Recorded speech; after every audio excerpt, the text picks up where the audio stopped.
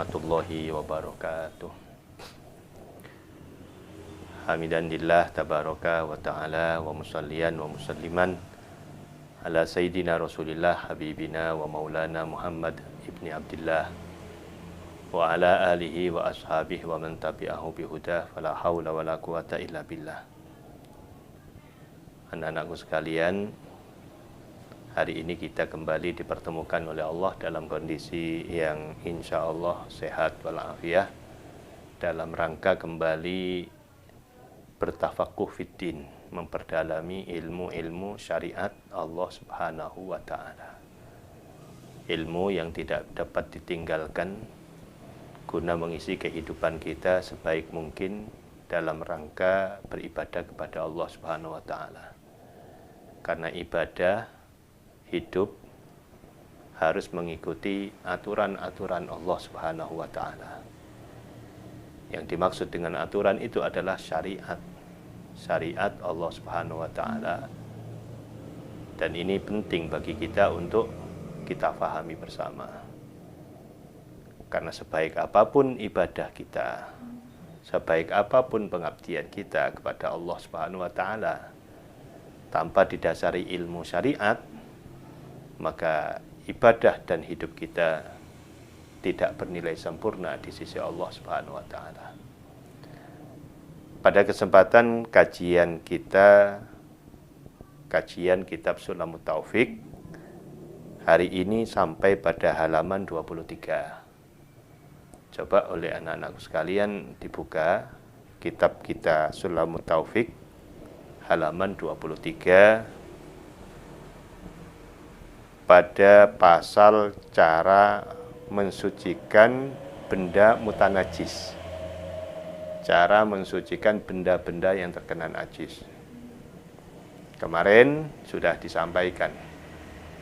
Pada pengajian yang lalu sudah disampaikan tentang syarat-syarat sah sholat, yaitu suci dari najis. Ya, sudah dipahami ya. Bisa dilihat atau disimak kembali melalui kajian yang sudah disampaikan. Nah, hari ini kita akan melanjutkan tentang ragam najis. Mari kita baca bersama-sama. Bismillahirrahmanirrahim. Qala al-musannifu rahimahullahu ta'ala wa nafa'ana bihi wa bi'ulumihi fid dharaini amin. Wal hukmiyatu bijaryil ma'i alaiha.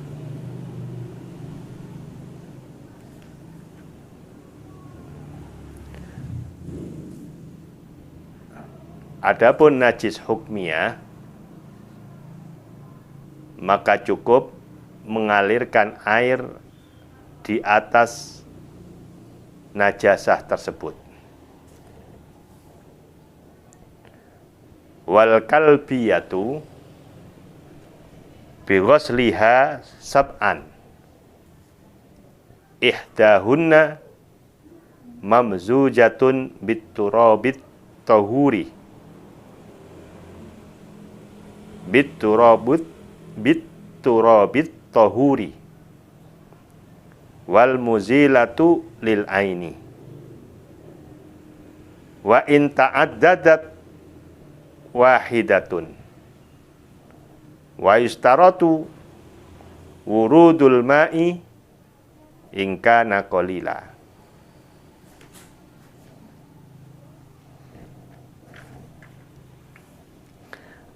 Adapun najisnya anjing atau najis mughaladhah,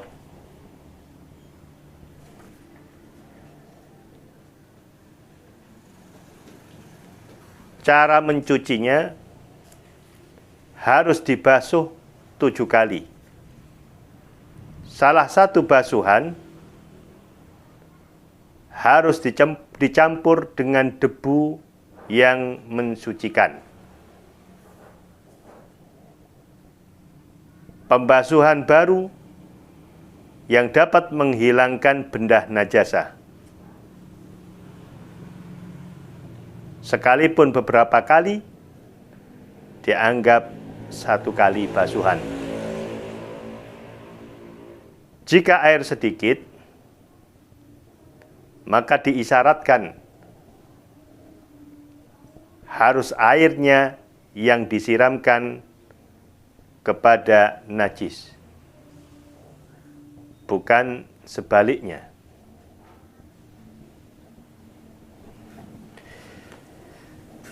Baik, anak-anakku sekalian, mari kita simak, kita perhatikan uraian dari penjelasan apa yang telah kita baca tadi. Yang pertama, bahwa bilangan najis ragamnya itu ada 3. Pertama, ada najis yang disebut dengan najis ainiyah. Yang kedua adalah najis hukmiyah. Dan yang ketiga adalah najis mughallathah.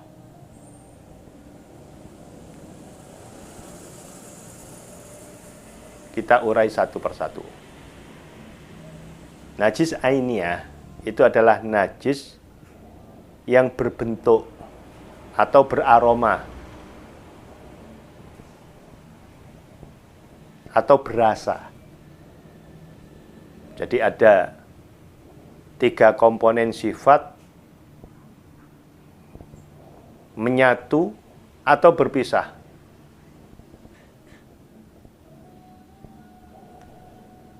Ada najis itu memiliki 3 sifat sekaligus.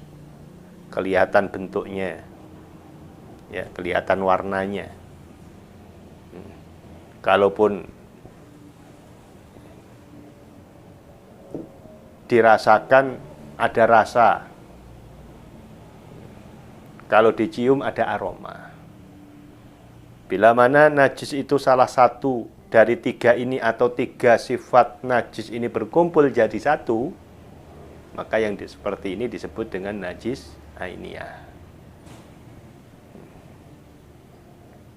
Bisa berkumpul atau bisa berpisah antara 1 dengan 2 ini. Nggak harus kumpul. Karena kadang-kala ada najis itu cuma tinggal baunya saja atau tinggal rasanya saja. Maka semuanya ini dikategorikan sebagai najis ainiyah. Nah, bagaimana ketika kita menemukan najis ainiyah? Maka salah satu cara di dalam mensucikan, hilangkan terlebih dahulu ainiyahnya. Hilangkan terlebih dahulu, ya, 3 sifat najis itu.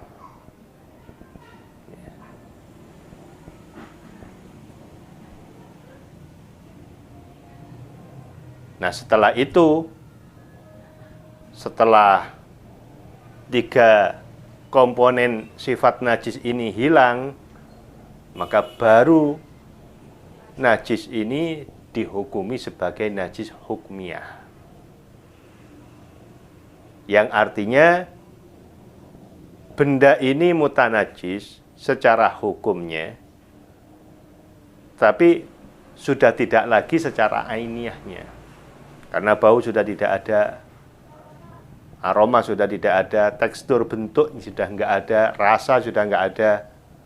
Nah, ketika sudah menjadi hukmiyah seperti ini, maka masuklah dalam kategori yang disampaikan oleh Kiai di sini, wal hukmiyatu bijaryil ma'i 'alaiha. Maka cara untuk mensucikan najis hukmiyah yang tadinya berasal dari ainiyah menjadi hukmiyah, itu cukup hanya dengan mengalirkan air tepat di atas benda yang mutanajis secara hukmiyah itu tadi. Maka dengan demikian menjadi suci. sudah menjadi suci. Ini perlu dipahami, nak. Karena ini menyangkut dengan kebersihan sekaligus kesucian daripada baju, tempat yang kita gunakan untuk sholat atau kita gunakan untuk beribadah yang membutuhkan dan mensyaratkan kesucian. Nah, sekarang salah satu contohnya demikian. Kalian punya kopiah yang bisa dicuci, atau punya kerudung, ikat, ya, mukena atau sarung lah. Yang itu semuanya kita gunakan untuk beribadah sholat. Nah, ternyata dalam kejadiannya, sarung atau mukena atau kerudung, kopiah yang bisa dicuci itu terdampak oleh najis ainiyah. Ini contoh. Terkena najis ainiyah. Contoh, terjatuhi oleh kotoran cecak yang masih basah. Kecuali yang tidak basah, kering, gelundung begitu saja, pokoknya sudah nggak menempel, nggak masalah. Tapi ini terkena kotoran cecak atau terkena air kencing, ya, atau terkena apapun yang itu merupakan benda yang najis menempel kepada pakaian kita, maka pakaian kita ini menjadi mutanajis. Ya, kalian harus paham antara perbedaan najis dengan mutanajis.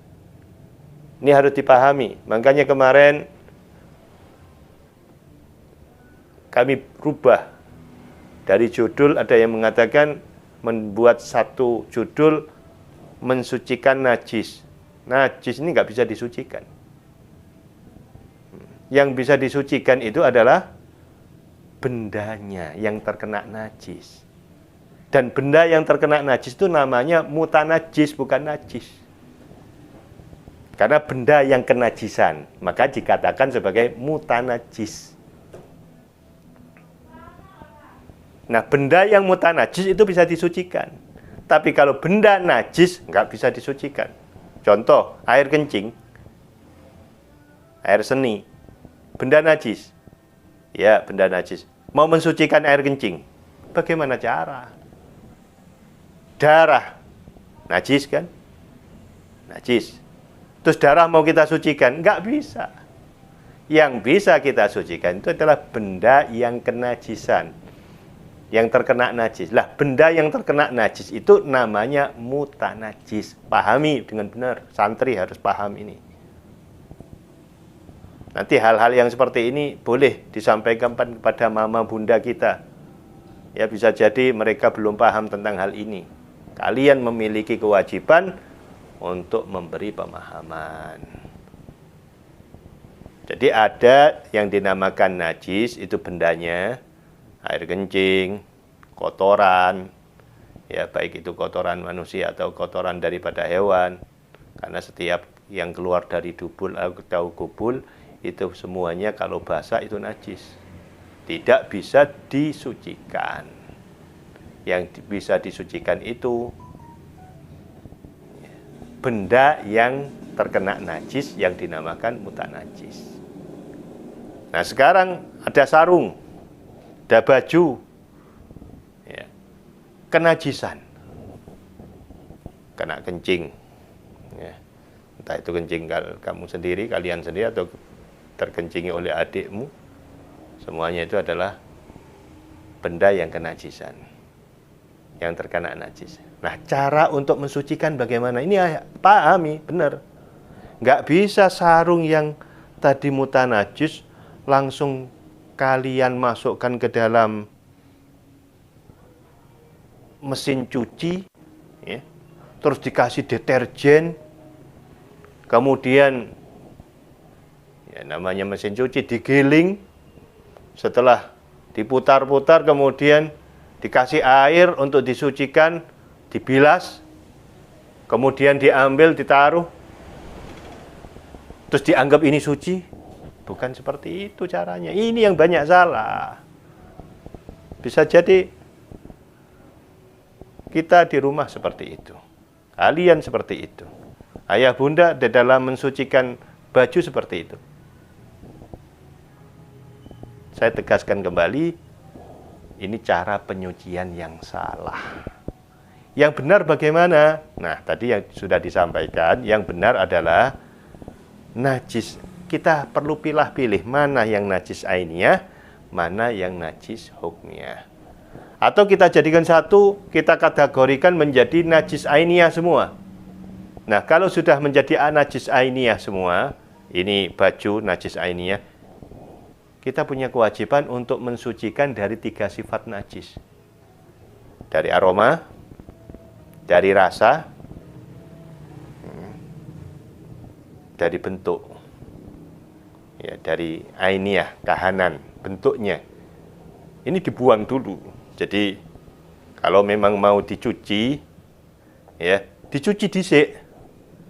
Air dialirkan, dibuang najisnya dulu. Diambu, dhisik. Ya. Kalau bisa dirasakan, nggak masalah. Nanti kita akan bisa kumur lagi. Nggak kelihatan sudah dicuci, ya, kena air kan, terus dilihat sudah nggak ada, ya. Misalnya sudah nggak ada, 3 sifat najis sudah nggak ada. Lah kalau sudah tidak ada, baru kita bilas lagi, ditaruh di ember atau bak, dikasih air, baru deterjen masuk.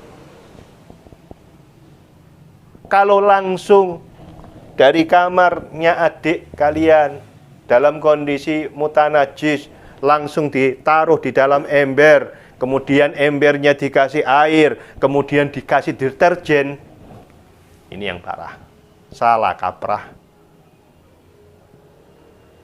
Sebab apa? Masih dalam kondisi mutanajis, terkena deterjen, dan deterjen itu wangi, beraroma, makanya justru akan menjadi mutanajis.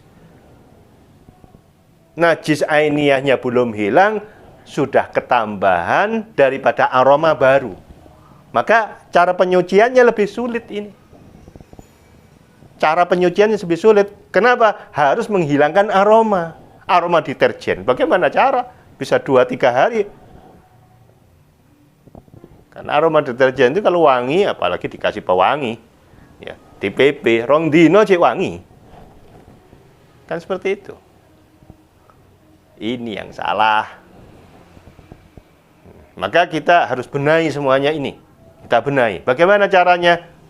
Dari ainiyah kita hukmiyahkan dulu. Dihilangkan yang 3 itu.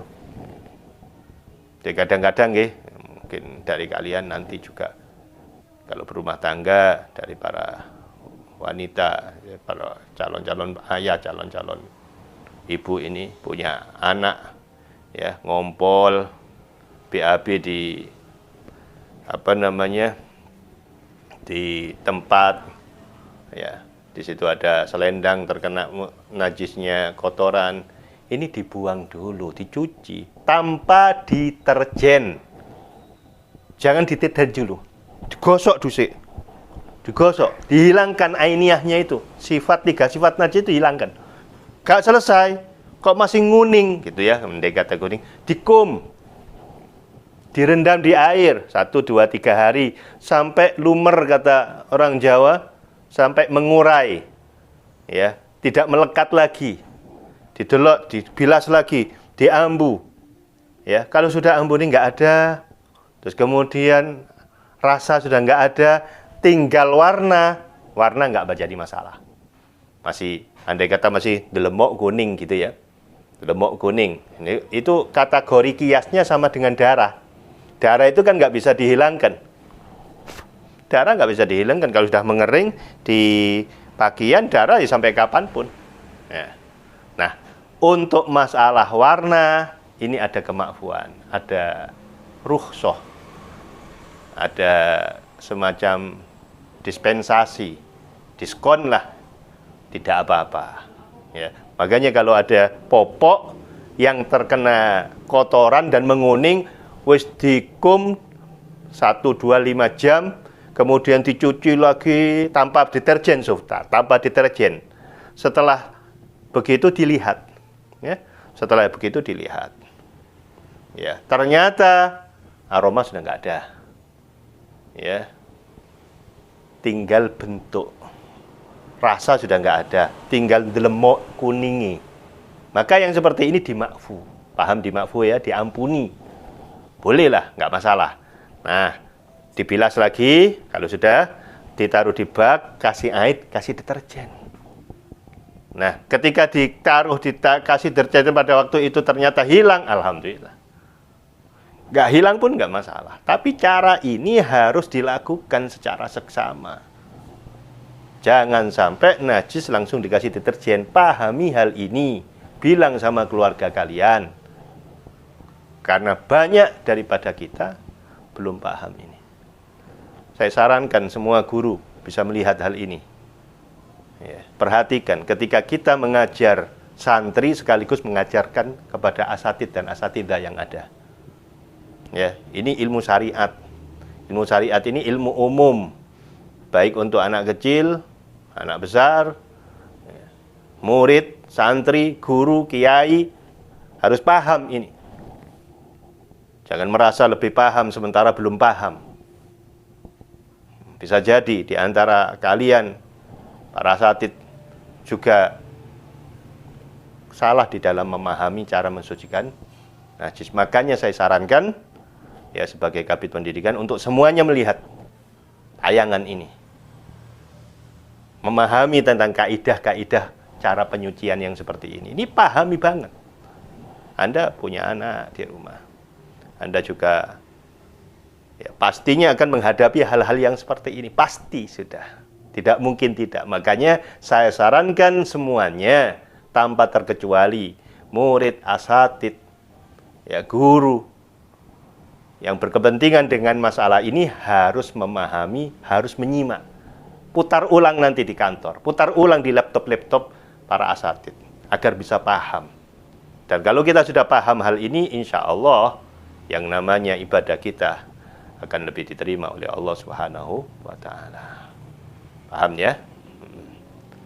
Selanjutnya, tadi sudah disampaikan bahwa hukmiyah cukup dengan mengalirkan air.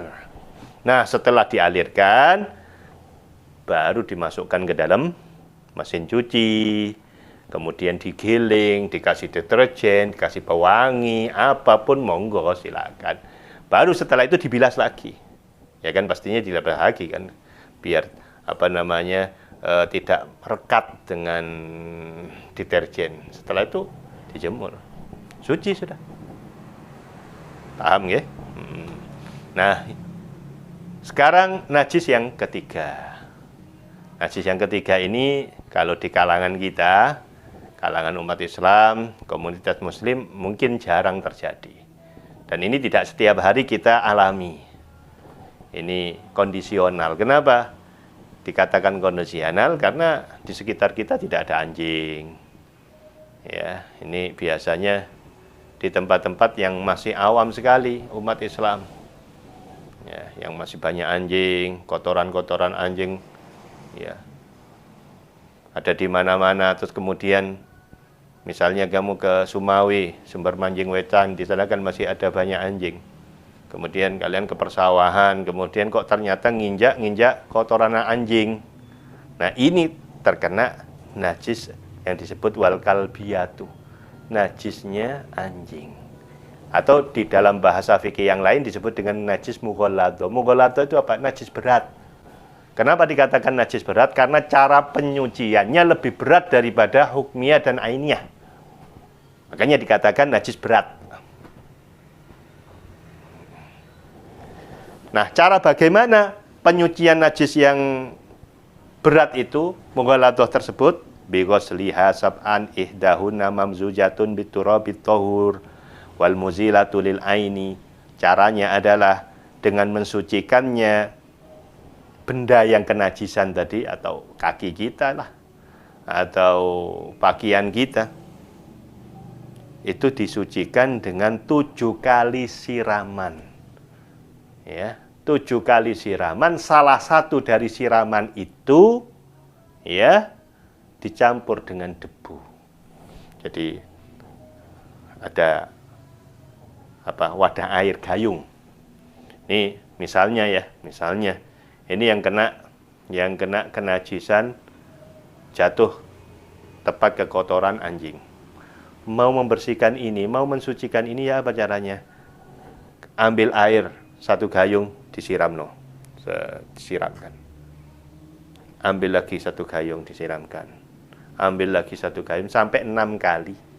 Nah, salah satu daripada yang 6 ditambah 1 kali berarti 7. Ya. Air yang berada di gayung tadi diambilkan debu. Yang debu itu suci dan mensucikan. Masukkan ke dalamnya, diobok-obok. Ya, dicampur.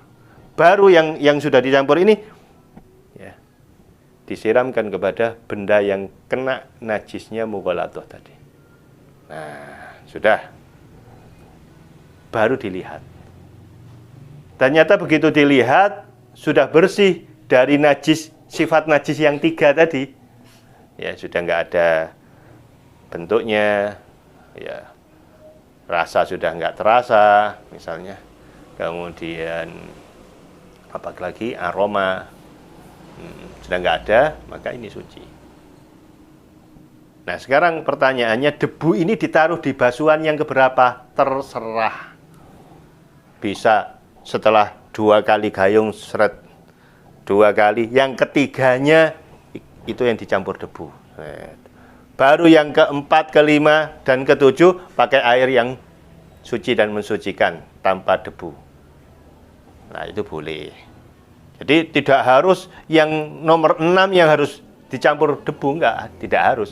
Bisa jadi yang kedua, bisa jadi yang ketiga, bisa jadi yang keempat. Yang penting dari 7 basuhan itu ada yang dicampur dengan debu. Baik. Nah, di sini disampaikan wa in ta'addadat wahidatun.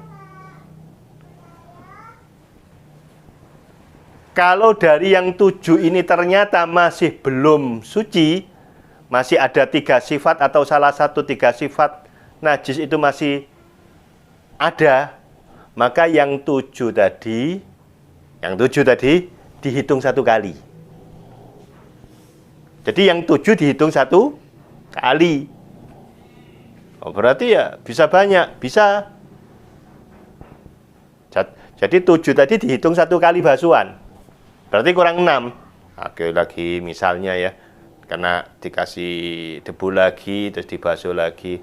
Ternyata ini sudah suci misalnya. Maka bagaimana? Maka cukup ditambah 1 basuhan lagi. Karena sudah 7. Yang satu tadi 1, yang ini 6. Ya, misalnya 6 sudah suci, berarti sudah cukup. Misalnya ini belum suci kan, 7 kali basuhan yang pertama tadi belum suci, maka dihitung 1, terus kemudian begitu disiram langsung suci. Ya, langsung hilang 3 sifat najis, tinggal meneruskan saja. Yang tadi 1 berarti tinggal 5, begitu seterusnya. Paham? Baik. Nah, yang tidak kalah pentingnya yang paling terakhir. Wa yustaratu wurdul ma'i in kana qalila. Ini lihat. Pahami ini. Ini berlaku bagi najis apapun, baik najis ainiyah, hukmiyah atau mughalladhah. Ya. Kata-kata yang paling terakhir ini loh. Wa yustaratu wurdul ma'i in kana qalila, disyaratkan mendatangkan air kepada najis, kepada barang yang mutanajis apabila air sedikit. Maksudnya bagaimana? Ini ada sapu tangan, ini ada kopiah, ini ada sarung, ya, sarung mutanajis atau apapun najisnya, hukmiyah, ainiyah, mughalladhah sekalipun. Kamu punya air cuma sedikit. Air yang dikatakan kategori sedikit itu kurang dari 2 kula. Kurang dari 2 kula itu berapa? Kurang dari 216 liter. Yang dikatakan 2 kula. Jadi kalau kurang dari 2 kula, ini dikategorikan sebagai air sedikit. punya satu air suci mensucikan cuma hanya satu ember. Satu ember berapa liter? Nggak ada 5 liter. Bisa jadi cuma 4-7 liter. Nggak ada 2 gula. Maka kategori air yang satu ember ini air sedikit. Nah, kalau ada air sedikit, ingin mensucikan mutan najis, nih lihat, pahami, gak boleh benda yang mutan najis dimasukkan ke ember, gak boleh. Kenapa? Kalau sudah dimasukkan ke ember, maka air yang sudah ada ini menjadi mutan najis semua. Kenapa? Karena ada barang najis masuk ke dalam air sedikit. Wa illam yataghayyar, senajan meskipun tidak merubah sifat najis tadi pindah ke air sedikit, tapi tetap dikategorikan mutanajis. Kenapa? Karena yang masuk barang kenajisan masuk kepada air sedikit. Meskipun nggak berubah kok, biar pancet rasa, pancet, nggak ada apa-apa dengan yang tadi sama. Meskipun, karena yang masuk lebih dulu adalah benda mutanajisnya. Loh, lalu bagaimana cara? Andai kata kamu tanya seperti itu, caranya demikian. Ember ini ambil gayung, air disiramkan kepada yang benda mutanajis tadi, disiramin gini lah, dicuci. Nah, ini kurang suci lagi, ambilkan gayung lagi, dicuci. Masih kurang suci, ambilkan lagi. Masih suci, ambil lagi sampai suci. Ini yang benar. Jadi mendatangkan air ke barang yang mutanajis. Bukan benda mutanajis masuk ke air sedikit. Kecuali air itu banyak, melebihi dari 2 gula. Bak air di rumah kalian, ya, besar. Ya, lebih dari 216 liter. Punya sarung kamu, punya mukena, kenajisan, langsung dicelup-celup nonok jero bak mandi, bro. Misalnya, kan sebetulnya kan nggak bagus juga kan? Ya, kalau soal bijak kurang bijak ya. Tapi kalau ada anak dimasukkan, gitu ya. Setelah dimasukkan, dicuci dalam. Mari ngono, diangkat, dilihat. Najisnya sudah nggak ada, sifat najis yang 3 nggak ada. Bagaimana dengan air yang ini? Nggak apa-apa. Kenapa? Karena selama tidak berubah air ini, air yang di dalam bak mandi yang lebih dari 216 liter itu tetap dinyatakan sebagai air yang suci mensucikan. Kecuali berubah. Berubah, maka ini jadi mutanajis semua. Berubah sifatnya tadi loh, berubah menjadi warnanya berbeda, rasanya berbeda, baunya, aromanya berbeda. Tapi kalau nggak berubah nggak apa-apa. Paham anak-anakku sekalian? Dan ini perlu kita pahami lagi. Kadangkala di rumah kita, ya, kita punya seringkali tempat WC, ya, tempat buang air besar.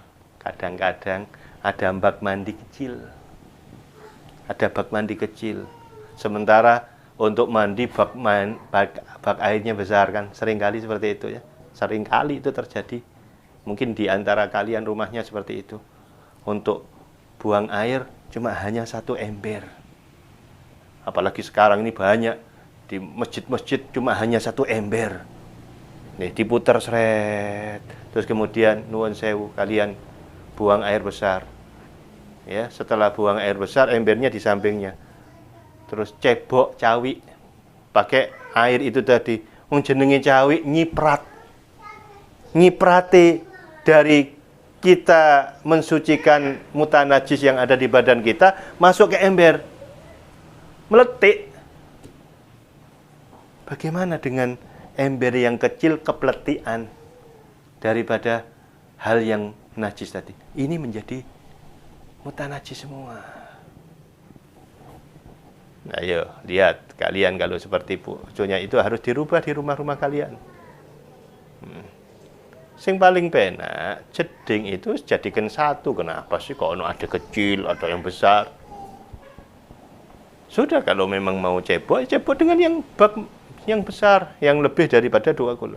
Kecuali beginilah, kalau memang itu udah settingan. Karena sekarang kadang-kadang rumah bangunan itu tidak memikirkan kaidah fikihnya, tapi yang dipikirkan minimalisnya. Ini ya kecil, ini kecil, ya kan ingin. Tapi dari sisi kaidah fikihnya rancu.